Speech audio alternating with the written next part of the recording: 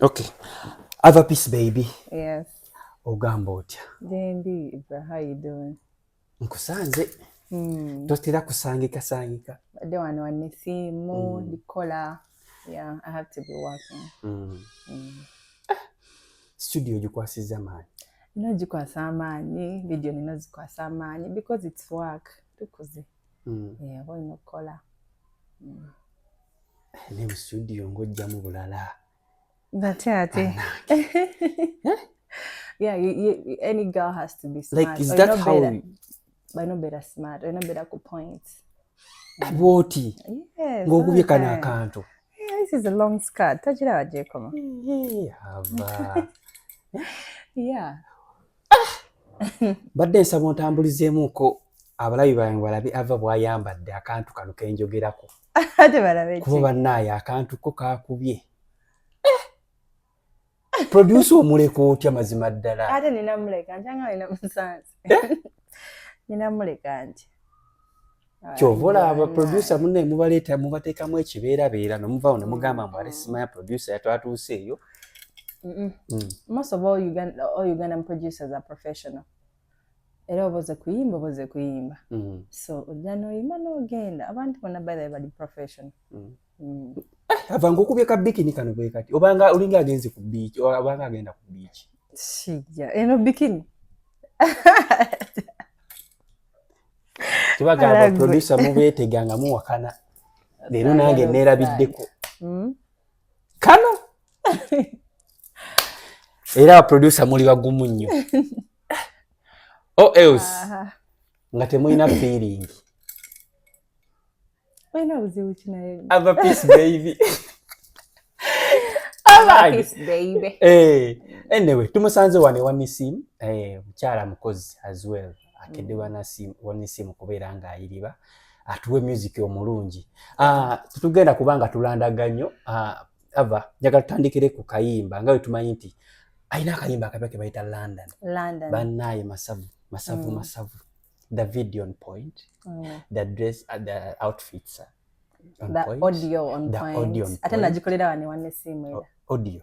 Audio. Oh, ate video. Video yali ija live. Nolinga ali e Bulaaya.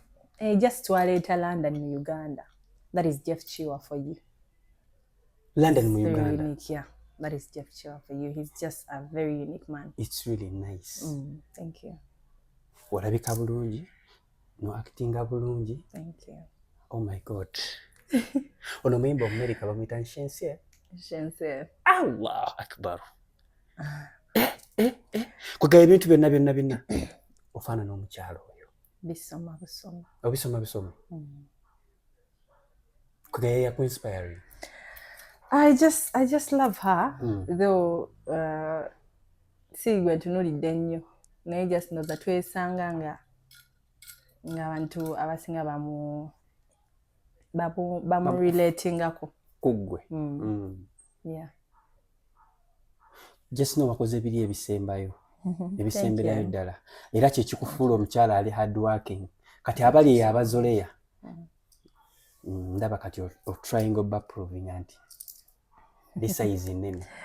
And it's not even about proving, just before I proceed, soko jemulo gundiyo katono nyo tugende ku luyimba olwo. Mu line ezo London. Oyina ebigambo biwakozesa mu so nga ebitandikaawo.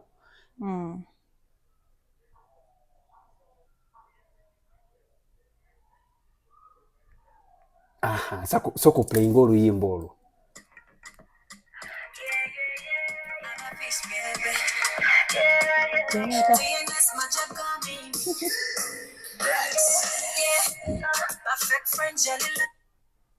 Perfect friends. Kachagala tutandike mpola. Like lyrics yali bwetyo perfect friends. Yeah, perfect friends yali line up. Perfect friends yali line up. Continue. Nga bankotogera okukikuba. Nebeera nti ekirungo kyawera. Katira batema nzija mu kamera. Ogalemeka ogalinnya gye gava wabaki. Toyinza kufuna ng'oyolesa bukyayi woli kati ejo nabadde nakola nnyo laba mukama nsitudde. Mudra mugambe. Aha. Mudra. Mudra. Nze nawudde nga mudda. Mujja. Mudra mugambe. Mudra mugambe. Bani aba fake friends bwali olimbako? No, it's abali balowooza nti munne toli kikuba ko mu line eyo olinga akudaalira abantu abali bakuvuluga mu ngeri emu oba endala. In life, like buli omu avuddeko n'oyo omuntu amugamba tojja kusobola. Tojja kusobola. Ate na like if you stand strong, it's only those strong ones aba standing as strong na proving oyo omuntu oba abantu abadde nga bamugamba tojja kusobola. Even in school, olira abaana nga bagamba oyo tasobola, oyo takola ki, oyo tasobola. So we were just relating to life. I was just relating to life, like normal life. Tino mu bulamu, like everyone I know omuntu amugamba tasobola, like avanedda. But at the end of that day, never proving until natenze nsobola. Yes. Because before, like, just anyways, it's just about life. Tewali munombo nali ngamba ono. It's about life. Olina ba fake friends nawe? Ba fake friends banji. Nzo sana kunyima ebitaano nofuka fake friend. We wangulira okuba fake friend there and then. Wanji nyo. Because why? If you're my friend, okuba ne budget yange. Kino kindeetera okulowooza nti oluyimba luno olina gwe wali olusindikira oluvannyuma olw'okuba nti munnaye oba osanga obuli olina etali nkolagana nnungi na muyimbi munno bwe mwali muli mu kampu emu. Oluyimba luno lwa kwebaza. Lwebaza nnyo. Like lwa mainly kwebaza. Nti nno, yes, abantu abo baaliwo abalinga batumalamu amaanyi naye katwebaza abo abatubeererawo. So mainly bali byakwebaza era olya nga ngamba maama, Mudra, taata Basenga, Jeff. Yes. Nabagamba story yange how I met Jeff like 7 years back. Yeah. So he's an icon and okay. I'm so proud. Like it's really so great working with him. Okay. It's a dream come true. Oh. Era munnaife twali tulowooza kafenga munnaife ba deep thinker. Twali tumanyi munnaye oba osanga oba oli awo ina message eyo gy'ogisindika. Mainly yakwebaza tewali nnyo. Then maybe n'okuba n'essuubi like one day mujja tulabako mu London. Like, oh yeah, prophesying nti no one day tugenda kikuba tugendeko ne London. Like abali balowooza nti tetusobola. They are going to be the ones abagenda bakita witnessing. Or witnessing, yeah. To performing ako London? No, I've never. Oba to flying off kuvaana okugenda munsi endala? I've flied. Naye sinabagenda London. Yeah, so I was also prophesying like one day I'll be performing in London. Yeah. You know, like abantu balinga bankotogera nga bagamba sana kuyimba ku stages za wano we tasobola tasakikuba ne kacheza wano ngenda kuzimba nzimaleyo malenge ne kuze London. I prophesied this year. Inshallah katukuteremu obwangu. Allah akuteremu obwangu eyongera okubeera nga munnaye olemera ku ekyo kuba munnaye ava industry yaffe eno nga bweri sofe saawa zino oli mukyala mulungi alabikako naye ebiseera ebisinga industry eno baako kyoteeka ku mmeeza oli abeera agamba nti mpa kyesirina nko kyoyagala. Industry nga saa zino bweri ffe wano. Oba tokifunangako? Nze right now bwembanga nali nkirabyeko then that was in the past. Bwembanga nali nkirabyeko then that was in the past. I thank God nti kati tekiriwo. Nti kati it's just nti obiraba kati biri bulambulukufu. That's the best. Banange simanyi nze mukama simanyi ava bwe tutunuulira ewantu wewatandikira by the time wabeerera ne Mudra Yesu oluyimba ogambe lwali lwakwebaza. Music career yeno Mudra kintu kinene nnyo mu bulamu. Omuntu yenna akula atuuka ekiseera nga olina okukula. Olina okukula mu birowoozo, olina okukula in work, olina okukula in everything okitegeera. Yeah, so just anyways it's about growth wetaaga okula mu buli kimu kyokola. Yeah. Okay. So tewaliwo mboba kimbo oba naye ng'omusiima ebyaddala omusiima. He's a good person. Yanyamba era mwebaza nze era nemba musanze. Webale nnyo bambi. Okay. N'okwogera mwogera. Yeah, I'm okay with him. Okay.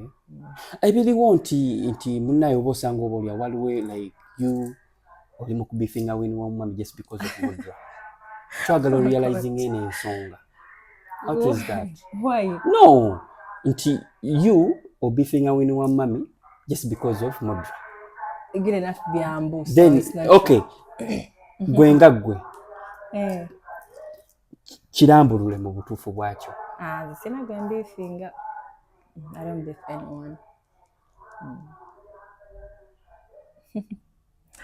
Sirina munange. Winnie w'omwami lwaki mufuna nnyo lwaki gwe ne Winnie w'omwami waliwo embeera etali nnungi? Nga mbeera ki? Cause last time mwali ku T-Nation at Serena. N'avaayo n'akaaba amaziga n'agamba nti munnange omudisrespectinze nnyo ekimala ng'agamba ekimala kimala era ng'alaga nti akaaba. She was crying agamba omujoze nnyo, this is too much. Okitegeera nti gwe kennyini wajja n'omuggyako ba microphone. Okitegeera. I don't know why Enes yakozesa omuwala yakozesa ekigambo kya disrespect because sijjukirangayo olunaku lwe nali musanze kwene mu disrespectinga. Me I don't I've never built my hustle, my music career on beefing people, on creating negativity. Nze hasadi nze nganze sina sisobola. Okitegeera. So I was just also wondering omanyi okulaba ekintu ngolo like like just ngoli mukwewunya naye nalabye yagusemu nakola interview ng'agamba smart yategedde ate n'ekirala nze sikola ku NTV. So nze samujjako Mike. Yeah, just ndoza baproducer be bakikola ekyo ekikolwa naye nze why would I do such a thing? Okitegeera. Era yakitambula bulungi n'agamba someone came. It's not me that came. Nkimujjako kitegeera. Ene ekirala show eyo webeera nga ereetandika ssaawa 5 nenzija ssaawa 5 kitundu. Kitegeeza gwe wasooka ku kifo. Najja ssaawa 6 ani abasoose ku kifo? It's you.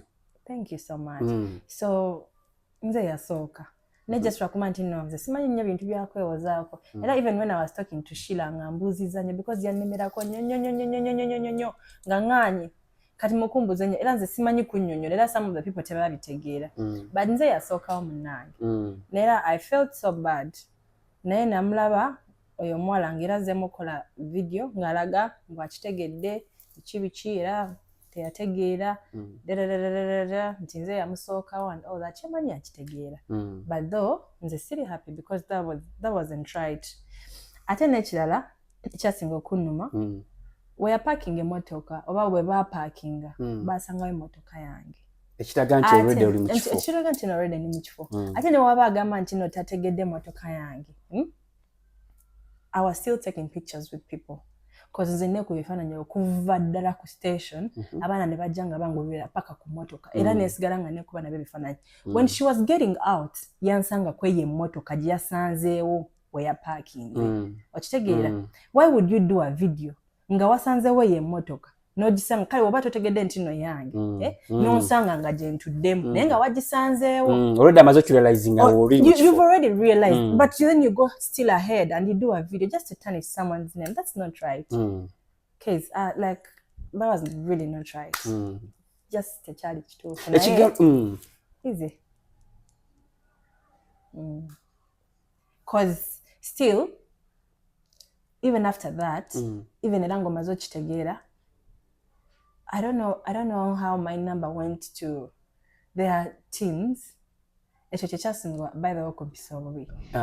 Then those team guys like started sending me messages. Omanya ebyo ebigambo like ebyo ebinene and all that. I felt so bad. Nengamba ye. Batandika n'okubanga bakuthreatening. This is not right.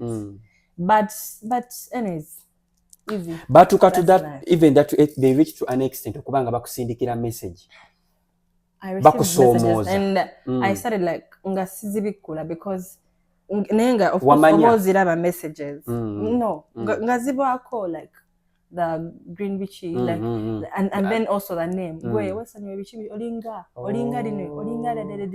dede I can't even speak, you know. Cut just ngabili threatening and that wasn't right. Yeah, that wasn't right, but that's life.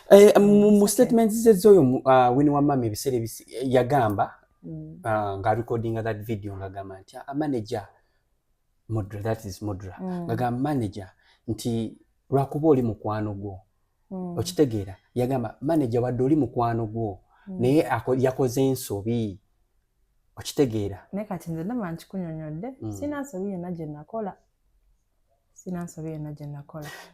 cause sisuubira nti nno producer cause nze naba interview bankubira ne banneetondera ne bangamba like whatever is going on but you are sorry you're going to put everything right like you are here first and all that so nekirala nagenda okuddamu owulira oyo omuwala akola ku T-Nation nti just ne microphone bali bagimuggyako like kutereeza like kutereeza sound because bali bamugamba like agigezeeko then ngatekola so producer n'ateeka wansi camera n'agimuggyako agenda akola ki bagitereeze then after bamuleetere microphone because like nze okuvaawo ye yali addawo like direct so nga everyone had I think they had like 2 microphones even yeah so after that coincidence bwe bamala ogimuggyako gwe gwe baawa n'oyimba oba ye gwe baasooka okuwa n'ayimba n'agenda.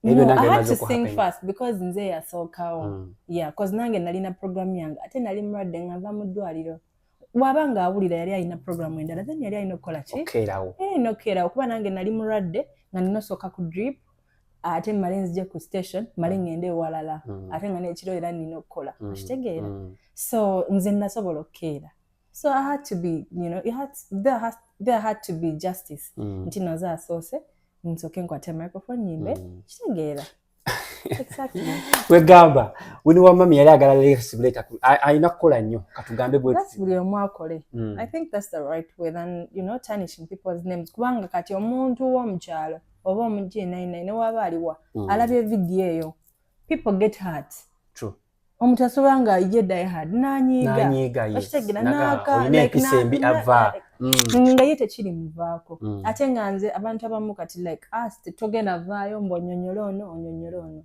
kitegeera ibra so at times it's not good. Gwoza biki ebisinga okubanga birumu oyo omwana okulaba nti for now because let the truth be told you're better than her. Thank you. Yeah, you're better than her. Ne okubeera nti munaye Modra ya managinga ate wali the other side of Modra gwoza biki ebisinga okubanga bimuluma? Nze siri mubulamu bwe so I don't know. Simanyi because I don't know. Musajja ki? Modra. Abula bannange. Kigambo. Awo tuveeyo. Tuddewa. Naye nga tekisoboka ekyo. Lwaki? Oli bakola ate nze kati nga tusumbuwa atya he's just my friend nze ndwawo n'okumulaba me I can even take a year without seeing him okujjako nti noba nga bw'omanyi nti no is the music industry oba mwesanze wano oba ki I can take months nga simulabi so let's assume nti olina ky'omwetaagako any advice from him omukubira simu oba cause nakyo kisobola okuhappeninga ava for now okyetaaga Modra right? Simanyi actually kiri in your mind naye nga okyetaaga Modra anything can happen oba munayo manyi I need some advice from him. Abantu bonna naddala nga aba babaddeko like in the industry you know it's okay to give advice yeah so in case of anything of course also mwebuzaako which is okay so since okuva guno mwaka egwatandika eyo shoji mwali musoso okubanga musinkana kuno Winnie wa mami yeah n'okwebuuzaako temwebuuzaako ng'abayimbi kale can you stop lekera ogwe tuogere ku London tuogere ku luyimba temwebuuzaako tuogere ku luyimba nino luyimba olupya okimanyi oluyimba ndumanyi London katukyali egwe. Oh God. Yeah, olima olita London ngamba abantu bagende ba subscribing balabe video ya kabitwalese London mu Uganda. Kitegeera. Okay. Anyway, ngabo ngambe bwotu katuveyo. A video ya kututeko sere oba lwimbo lwa kututeko sere ngameka. Sente nyingi bwana naye. Kasacha avudde ekyo ekisinga. Wakoze video enonji ava. Thank you. Ebyaddala. Thank you. Era omukulu Jeff. Kuba kati ebintu tutandise okulaba ebibala bya Avapeace.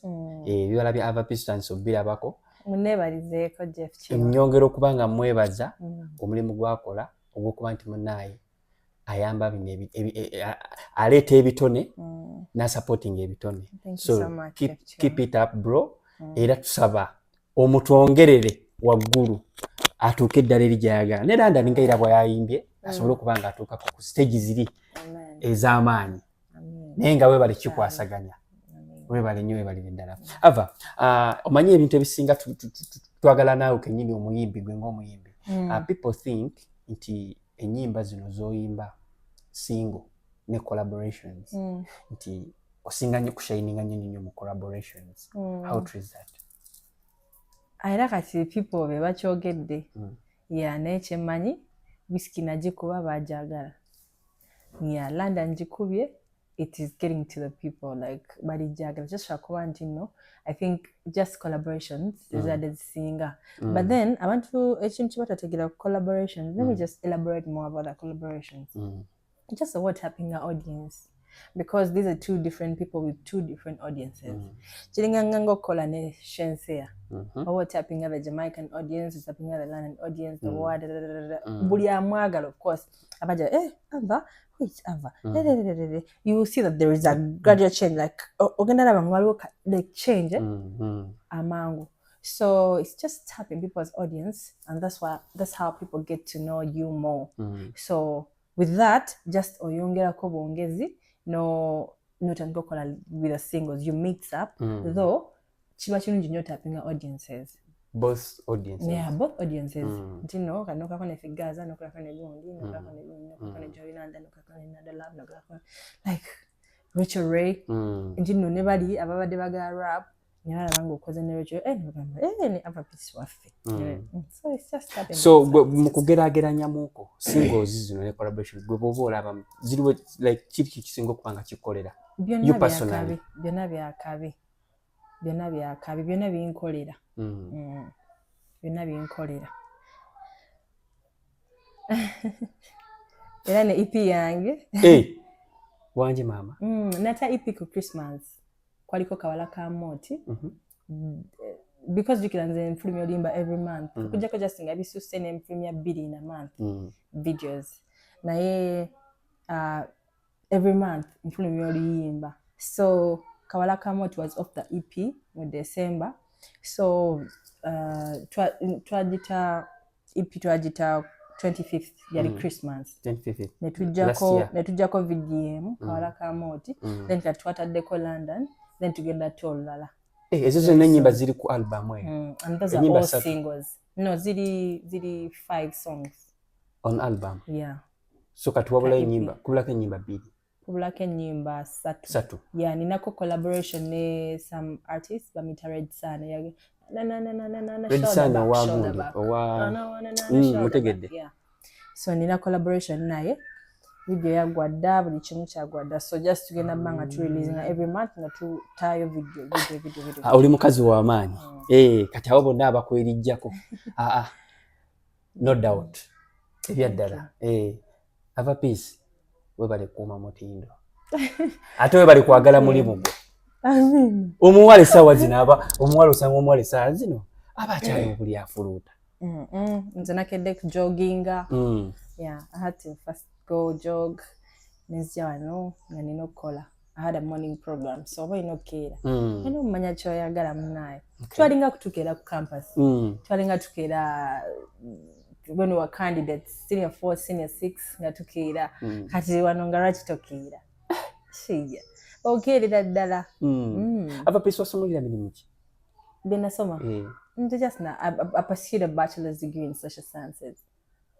Yeah, social sciences.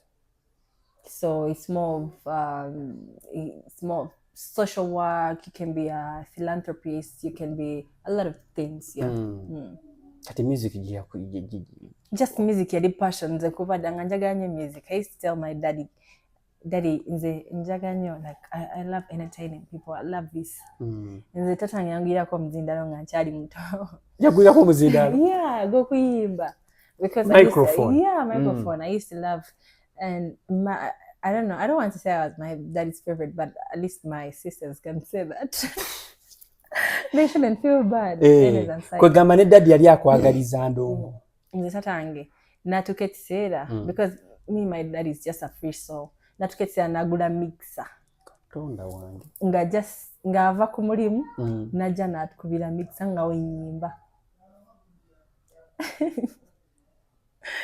Yeah, my dad is just that man. Ali fun. Like, ali fun, and he will do anything to make her daughter happy. Ye jachikola okulanga mwalawe musanyufu. Okay. Era ali ready okubanga supporting her in each and everything. Nuwo mwana we. Yeah. Kwa mune ebiseera ebisinga. Supportive. Abiseera ebisinga abazadde baba manyi nti eno industry gy'obozeemu ejjuddemu obwononefu. I know. Obuyaye. N'emize egy'enjawulo egiri awo kozi mune awala abasinga beetundira mu ndongo muno. Okitegeera. So omuzadde aba atya okuwaayo omwana we mu ngeri emu ng'agezaako kubanga providing amunaye manyi eri ekkubo ly'okutesikwagala olikwate. To that extent dadde okutuuka okuba nti akuwaayo. I think my dad just yalinga and I got to know it's easy, but then so komaliza okusoma. So with school, of course, there is exposure. You know, like no banga. When you go into the music industry, like things don't excite you. Yeah. So I thank God tatange yantwala ko masomero amalungi n'endaba exposure n'embeera nga ebintu ebitini tebimalamu. Yeah, n'embeera nga ate nga nina empisa nga nina eddiini nga nina like mwebaza nnyo ne mama wange. Yes. Mama ne daddy bakyali balamu era mbeebaza nnyo bagala nnyo because it's hard. Nze waliwo abantu abambuza naye like you don't behave like artists.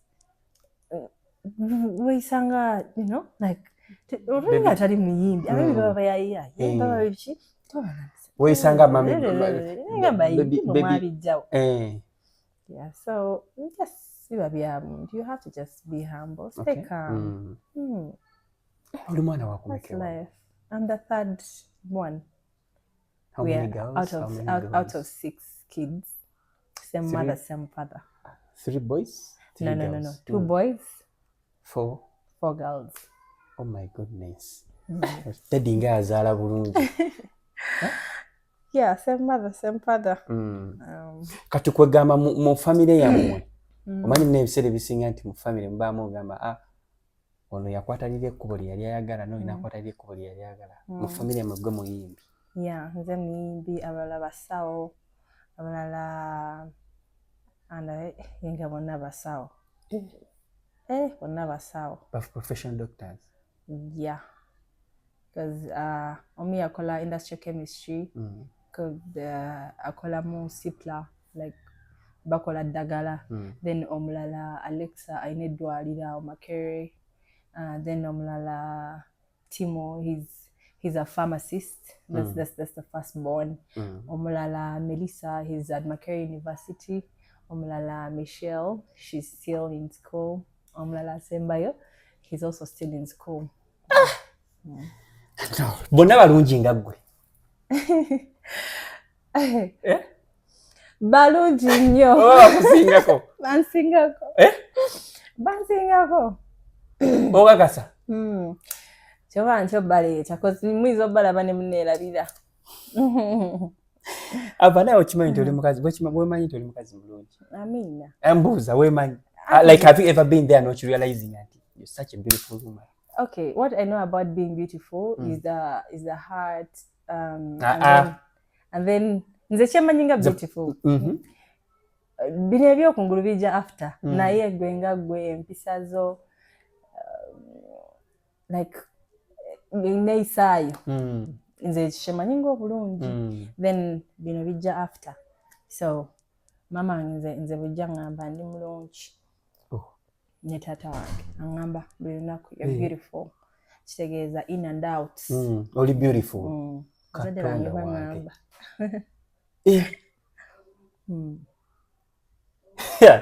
Olina Lyange naye katukusabire nti munaayi nga bw'ogambye tutuleetera baganda bo mweno industry bamunaayi banisimba kanudde bati amaaso bamunaayi ebbanga lyonna lyabaddewo omusajja wattu ayi kamunaayi talina mukyala amaaso gabakanuse bwe bati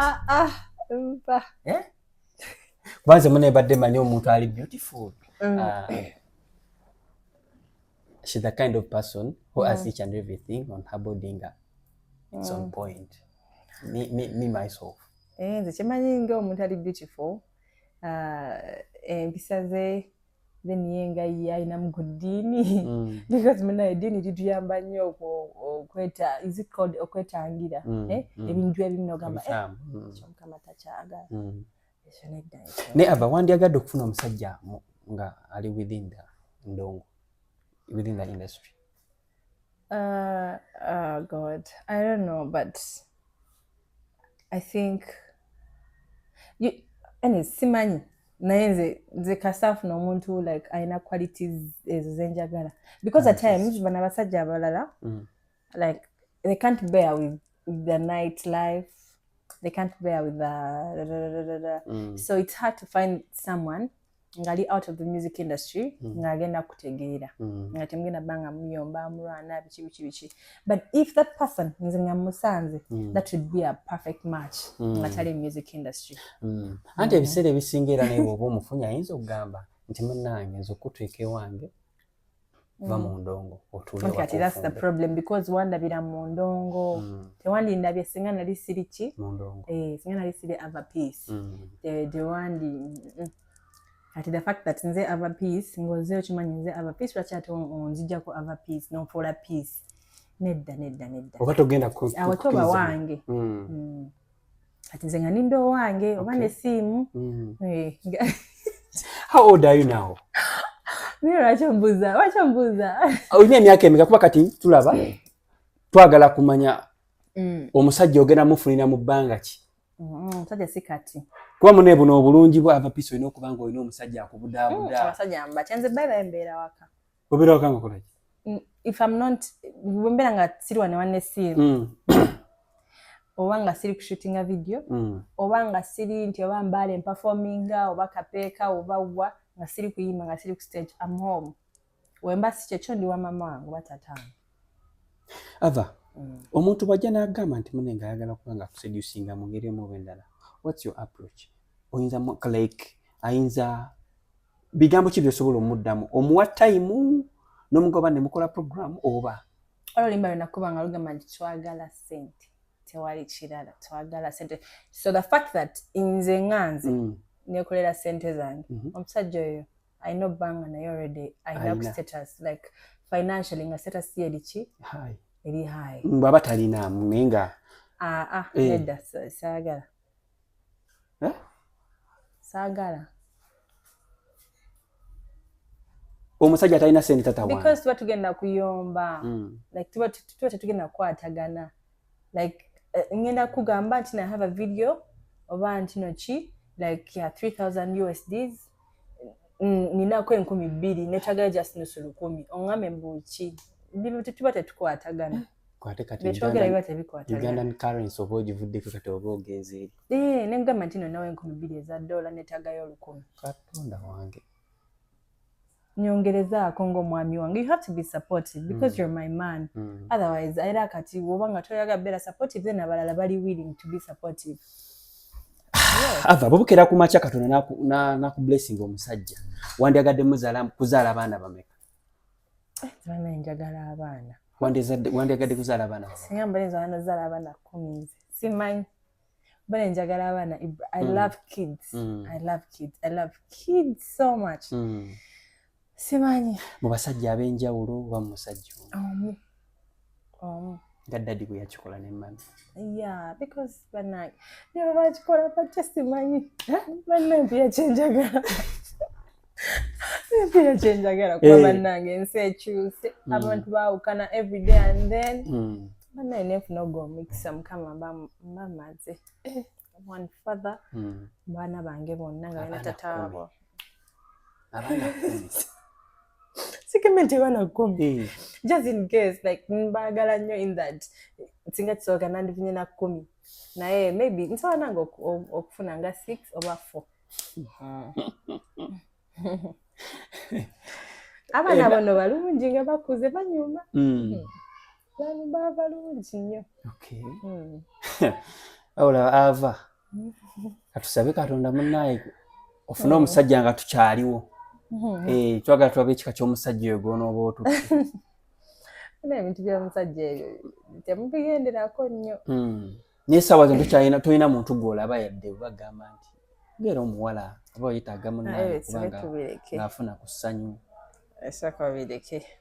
Ebyo biri complicated. Tokyusa bwire. Biri complicated. Tokyusa bwire. Kiki ekyo? Sikimanyi. Omusaayi gwe tegutambula tobeerawo nga gubangi. Era gutambula gutogula nti gutambula. Singa ndi wano. Aze nobeerawo nga like you miss something. Ngera omuntu ali mu.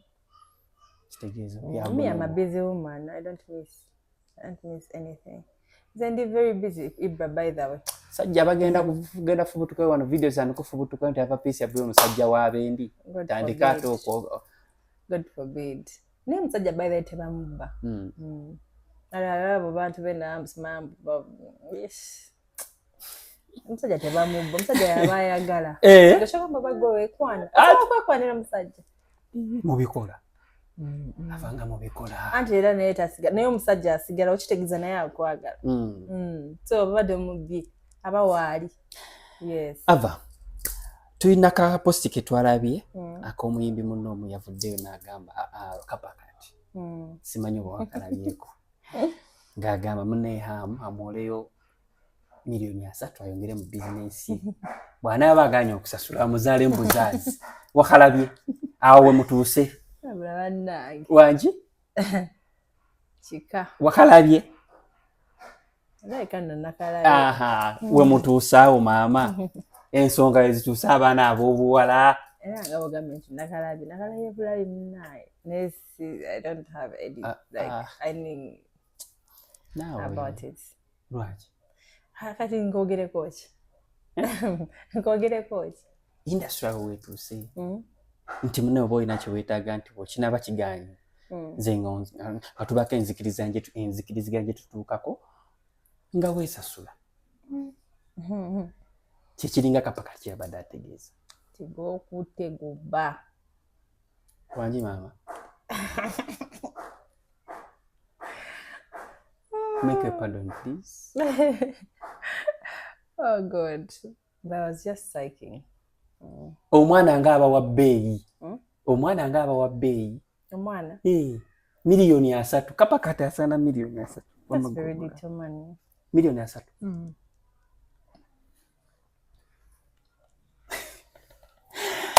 Kale, Taufik Media UG nga bwe mukimanyi nti munaye eno show eri sponsored by Kicks by Ame as well. Wamu ne Major Amina Zansa's Bridals. Gwe yanditaze okubanga munaye weetaaga traditional wear ojja kuba obanoonyako wali eri ku Zaina Textile Building next Magoba Shopping Mall, level 2, shop number F19. So gwe yanditaze okubanga munaye abagole bo balabika bulungi, emperekeze ezo nazo zirabika bulungi. Bw'oba oli awo nga wandetanze munaye okubanga onyuma emikolo gikunyumire, osobola okubeeyuna ava piece oyimbako ku mikolo. Kati nja kusaba bw'oba oyimbako ku mikolo. Bano bapangisa n'okutunda batunda. Omumbejja Amina Zansa's Bridals. Tubadde tukusaba bw'oba onooba ofunye ka gig. Pass by. Okay. Bajja kuwera ku discount ennungi. Ojja kutuukayo olabe engoye zaabwe omukolo ogwo tetwagala gukusale ogendo opyalinge mu kifo ng'olabika bulungi nga gomesi nnungi. I'll contact you. Okay. Kale, thank you so much. Obugambo bwobusembayo mukwano. Mbagala nnyo. Mwebale supporting our piece. Okay. London is out everywhere. Eri ku YouTube yange. Mweyongere bambi okumpagira. Thank you so much. Mwemufudde chendi. So mbagala nnyo. Then maybe a small advice to all girls out there. Abato mukole nnyo abachali mu ssomero musoke musome. Mujja kuyimba abagala okuyimba but first finish up with school because bikyukanga. Okay. Yeah, so abalala temutanishinga manya g'abantu just kola. Kola tokula mulala mubi. Kitegeera. Kola Mukama bajja kuyamba but temuzanya sympathetic games nga mwagala just kuyisaawo kyammwe. Mukama mulungi bagala nnyo. Wandi mu mashonizo oyo. Abawala just wonna abali eyo tebalina kuzanya sympathetic games bichi. Yeah, just oboyina kukola. Kale obubaka babuwulidde ate busingira genda waani Negwe to whom it may concern. Paula, bye.